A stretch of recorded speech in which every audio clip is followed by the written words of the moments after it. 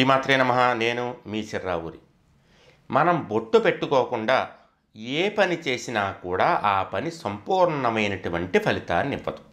ఉదాహరణకి ఇంట్లో పూజ చేసుకున్నారనుకోండి, ఏ సత్యనారాయణ వ్రతమో లేదా గణపతి హోమమో చేసుకున్నారనుకోండి, మీరు బొట్టు పెట్టుకోకుండా ఆ కార్యక్రమాన్ని చేసుకుంటే మీకు అర్ధ ఫలితమే వస్తుంది, అంటే సగం ఫలితమే వస్తుందన్నమాట.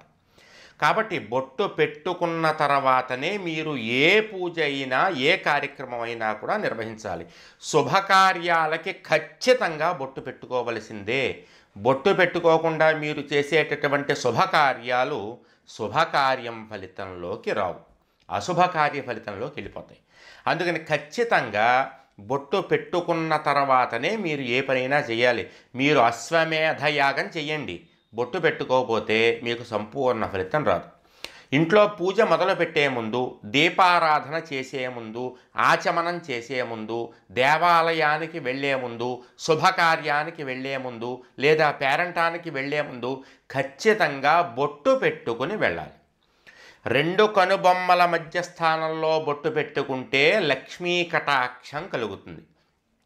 ఫాలం భాగంలో, అంటే ఇక్కడ మీరు బొట్టు పెట్టుకున్నారనుకోండి, సరస్వతీ కటాక్షం కలుగుతుంది.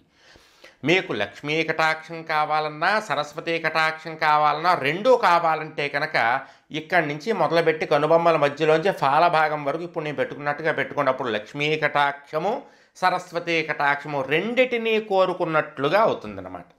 కాబట్టి బొట్టు లేకుండా మీరు చేసేటటువంటి పూజలు ఫలితాన్ని ఇవ్వకపోగా దుష్ఫలితాన్ని ఇస్తాయి. బొట్టు పెట్టుకుంటే దేవతలు వచ్చి కూర్చుంటారు ఇంట్లో మీరు కార్యక్రమం చేసేటప్పుడు. బొట్టు పెట్టుకోకుండా చేసేటటువంటి పూజలు పితృదేవతలు వచ్చి కూర్చుంటారు. అందుగురించే పితృకార్యాల్లో బొట్టు పెట్టద్దండి అని చెప్పి అంటారు. కార్యక్రమం అయిపోయాక బొట్టు పెట్టుకు భోంచేయమంటారు. ఎందుకంటే బొట్టు చూస్తే పితృదేవతలు కానీ రాక్షసులు కానీ భూతప్రేత పిశాచాలు కానీ అక్కడికి రావు. అదే కనుక బొట్టు లేకపోతే ముందు వచ్చేవి వాళ్ళే.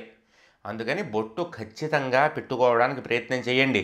బొట్టు నరఘోషని తొలగిస్తుంది, సకల దోషాలని తొలగిస్తుంది, దృష్టి దోషాలని తొలగిస్తుంది.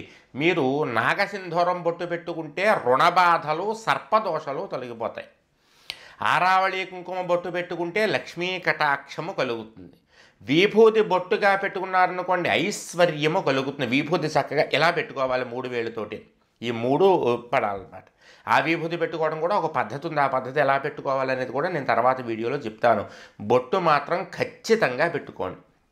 ముత్తైదువులు ఇంటికి వచ్చినప్పుడు బొట్టు పెట్టి పంపించాలట. బొట్టు పెట్టకుండా ఇంటికి వచ్చిన ముత్తైదువుని పంపిస్తే ఇంటికి దోషం పట్టేస్తుంది. అందుకని ఇంటికి వచ్చిన ముత్తైదువుకి బొట్టు పెట్టడము, అదేవిధంగా ఇంటికి వచ్చినటువంటి పెద్దలకి అలంకరణకి అయ్యా మీరు బొట్టు పెట్టుకుని వెళ్ళండి, కాస్త నమస్కారం చేసుకుంటామని చెప్పేసి అని బట్టలు పెట్టేటప్పుడు కానీ సత్కారం చేసే ముందు కానీ కుంకుమను అలంకరించడం లాంటివి మన సాంప్రదాయాలుగా వస్తున్నాయి. సాంప్రదాయాలు సరదా కోసము చెప్పినటువంటివి కాదు, అది మీరు గమనించాలి. ఆఖరుగా ఒక మాట, ముత్తైదువులు కానీ బొట్టు పెట్టుకోవలసినటువంటి అవసరం ఉండి కూడా పెట్టుకోనటువంటి ముఖాలు శ్మశానంతో సమానము అని చెప్తుంటారు పెద్దలు. అది గుర్తుంచుకుంటే సరిపోతుందన్నమాట. అందుకని బొట్టు మాత్రం ఖచ్చితంగా పెట్టుకోవడానికి ప్రయత్నం చేయండి. బొట్టు లేకుండా బయట కనపడకండి. బొట్టు లేకుండా తిరిగేటటువంటి వారికి రుణ బాధలు పెరిగిపోతాయి. అందుకని రుణ బాధలు అప్పుల బాధలు తగ్గాలంటే ఖచ్చితంగా మీరు బొట్టు పెట్టుకోవలసిందే. జయం.